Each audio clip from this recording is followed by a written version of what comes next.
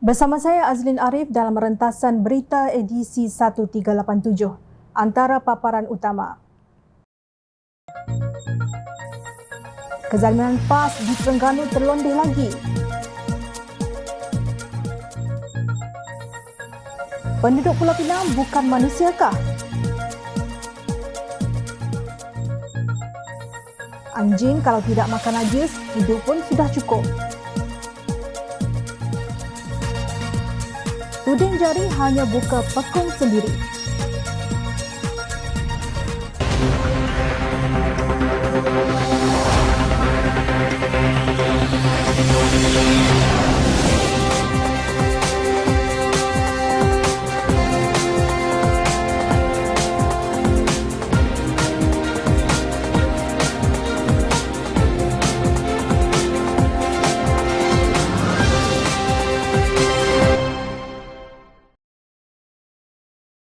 Assalamualaikum dan salam sejahtera.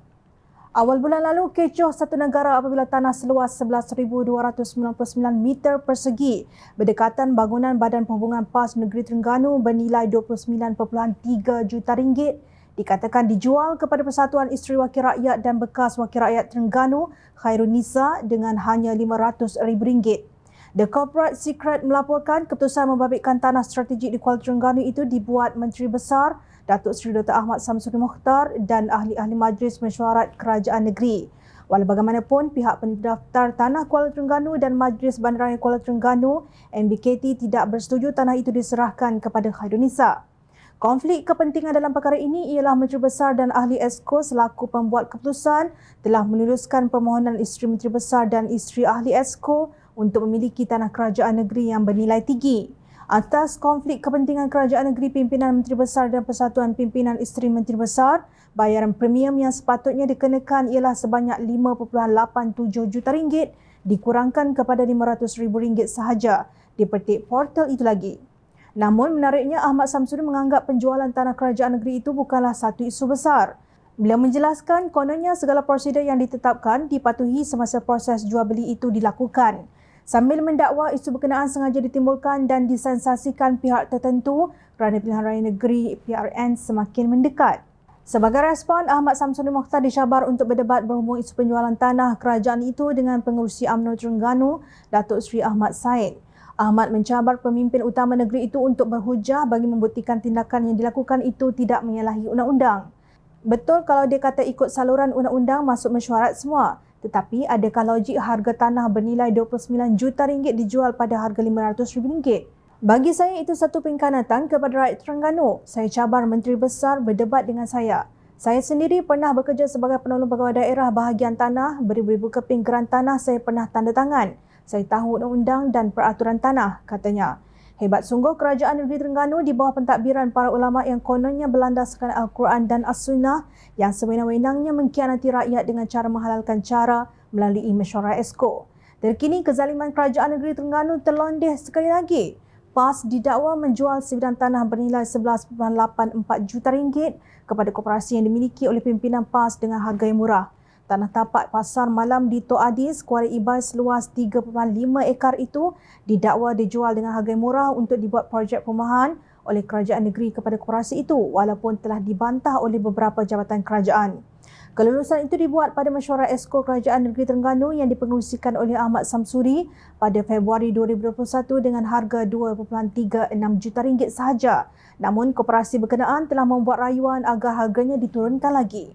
Sebelum kelulusan diberikan, 3 badan kerajaan telah membantah cadangan pemberian itu iaitu Pejabat Tanah Kuala Terengganu yang meminta ia dikekalkan sebagai tanah kerajaan untuk dijadikan kawasan lapang untuk penduduk kawasan itu.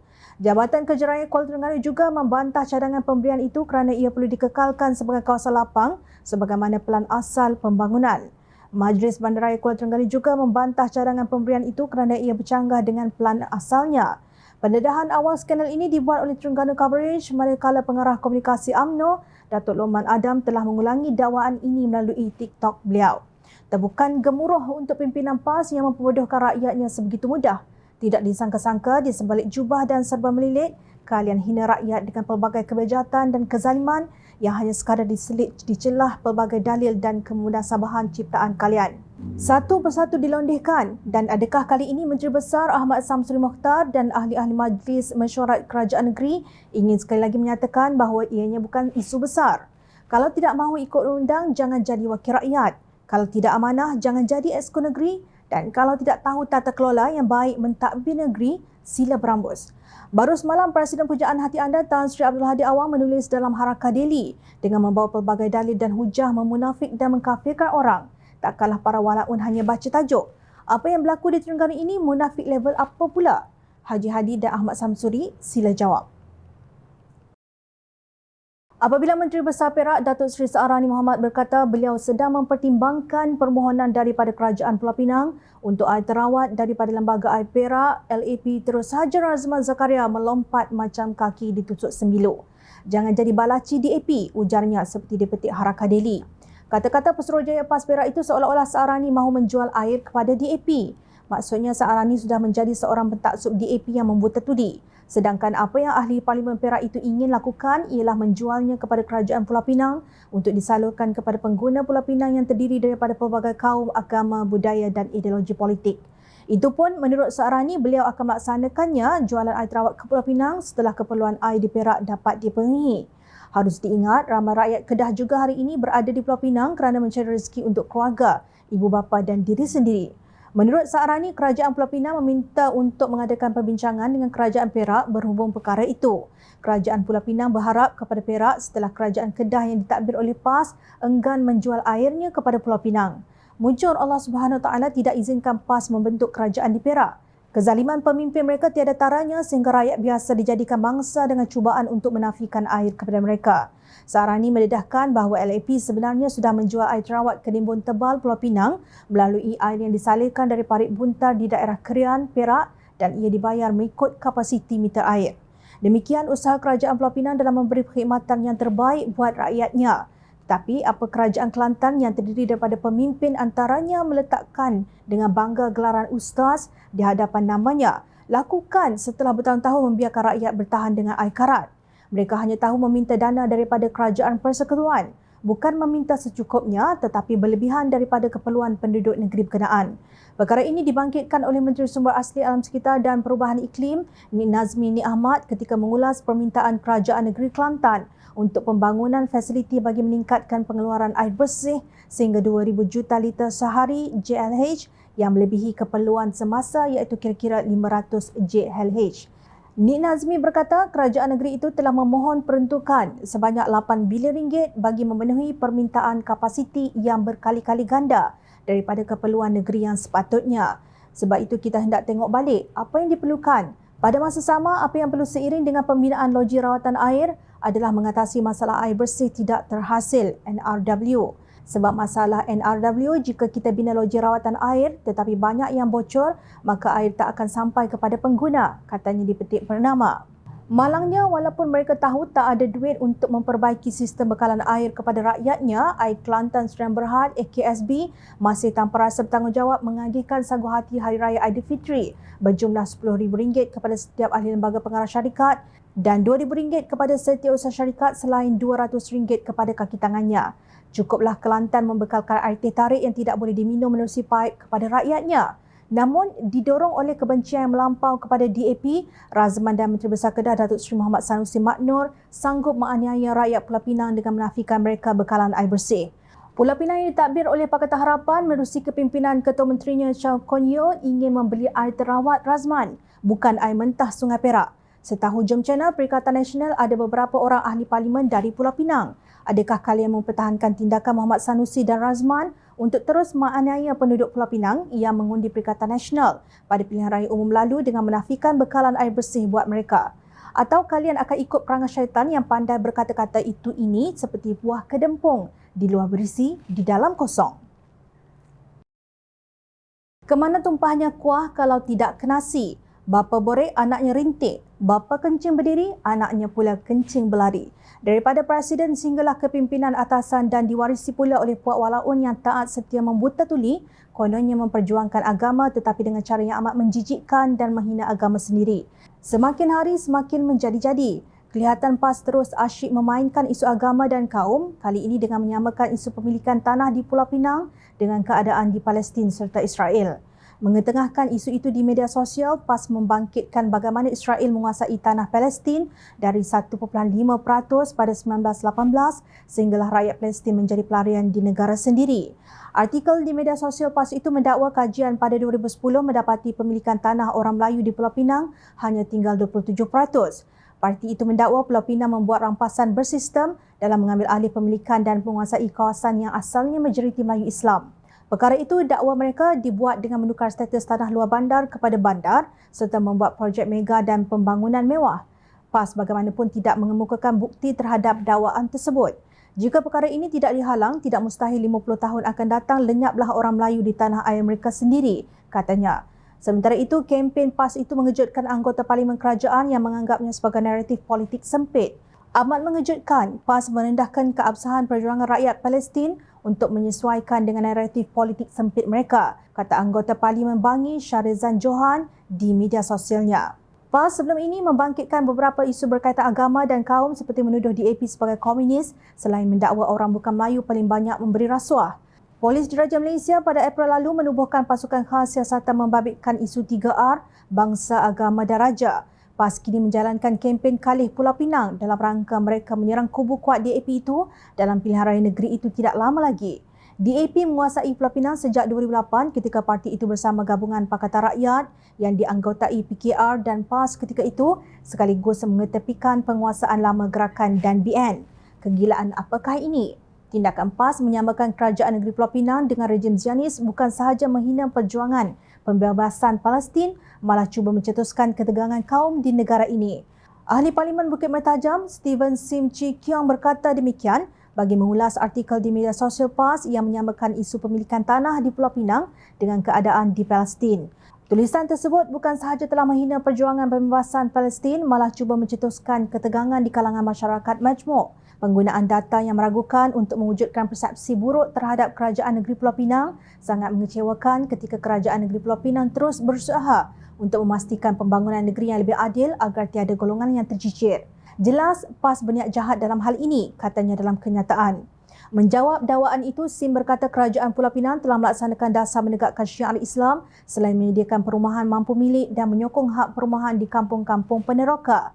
Kerajaan negeri juga katanya telah mempelopori konsep pembangunan tanah wakaf dengan penubuhan wakaf Pulau Pinang Sdn Bhd sejak tahun 2018.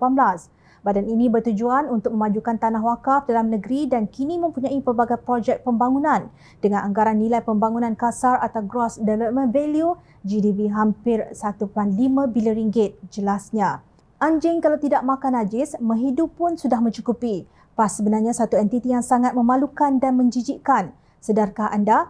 PAS seakan-akan tidak mengendahkan titah berkali-kali yang di-Pertuan Agong agar tidak memainkan polemik agama dan sentimen perkauman demi kepentingan politik sempit mereka.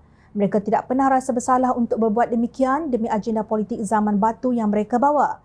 Persoalannya, adakah orang Melayu, Cina, India di Malaysia bermusuhan antara satu sama lain sebagaimana permusuhan Zionis dan Palestin yang didakwa PAS? Ternyata jauh sekali. Malah tidak munasabah langsung sandaran sedemikian dibuat pihak penunggang agama dan bangsa ini. John Channel ingin menyeru rakyat Pulau Pinang serta seluruh rakyat Malaysia pelbagai kaum yang cintakan keharmonian dan kesejahteraan bersama untuk menolak naratif merapu perosak negara, fitnah jahat dan pemikiran ekstrim sebegini. PAS wajib dibenamkan, dikuburkan bersama dosa dan fitnah yang dibina daripada keranda dusta durjana. Bekas Naib Presiden UMNO Datuk Seri Ismail Sabri Yaakob dan bekas Setiausaha Agung Parti itu Datuk Seri Ahmad Maslan bertelagah masing-masing saling tuduh-menuduh sebagai punca kekalahan teruk UMNO BN pada pilihan raya umum ke-15. Ahmad Maslan mendakwa UMNO tidak seteruk ketika ini jika Putrajaya mengikut keputusan bersama membubarkan Dewan Rakyat selepas pilihan raya negeri Melaka atau Johor. Sebaliknya, Ismail Sabri berkata laporan yang didapatinya daripada pelbagai agensi menunjukkan suasana pada ketika itu Barisan Nasional masih tidak mampu untuk menang. Semasa itu, ekonomi sedang dalam proses pemulihan selepas kita terjejas teruk akibat pandemik COVID-19. Sepatutnya proses pemulihan diteruskan bukan dengan membubarkan parlimen, katanya dalam satu kenyataan dipetik media. Tegas Ismail Sabri, pilihan raya negeri tidak boleh dijadikan sebagai indikator untuk menentukan kejayaan Barisan Nasional dalam pilihan raya umum. Inilah punca sebenar kekalahan Barisan Nasional kerana mempunyai bekas Setiausaha Agung UMNO yang hanya sekadar boleh membuat andaian mudah berlandaskan logik akalnya sahaja tanpa mempunyai statistik sokongan peringkat persekutuan kepada Barisan Nasional, ujarnya. Ketika kedua-dua pilihan raya negeri itu dijalankan, Ismail Sabri memegang jawatan sebagai Perdana Menteri ke-9 dalam Kerajaan Keluarga Malaysia yang digelar tebuk atap 2.0. Sama ada keputusan mengadakan pilihan raya umum pada 19 November 2022 itu menjadi punca kekalahan teruk UMNO tidak mungkin dapat dibuktikan.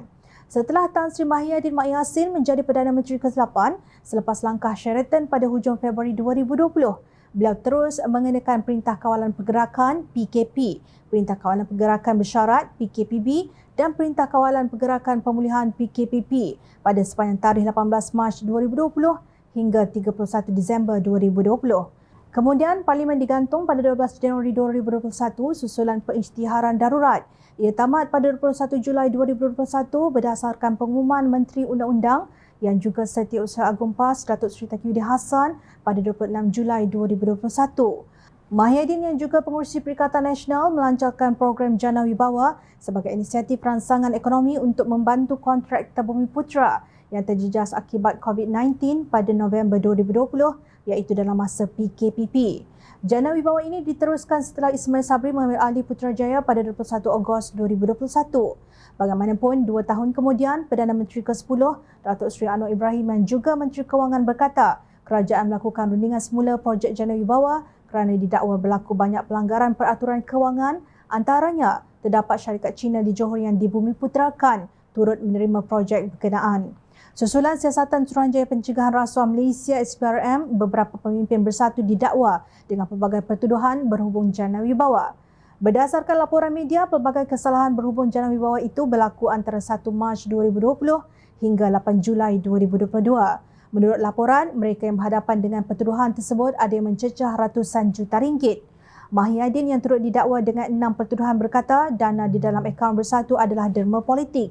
Dalam hubungan ini, berdasarkan tarikh kesalahan didakwa dilakukan oleh pemimpin bersatu ketika pilihan raya negeri Melaka pada 20 November 2021 dan pilihan raya Johor 12 Mac 2022. Perikatan Nasional masih giat mengumpul dana politik. Justru keseluruhan episod Jana Wibawa dan penentuan tarikh pilihan raya umum adalah satu kebetulan yang dilihat pelik dalam senario politik negara ini.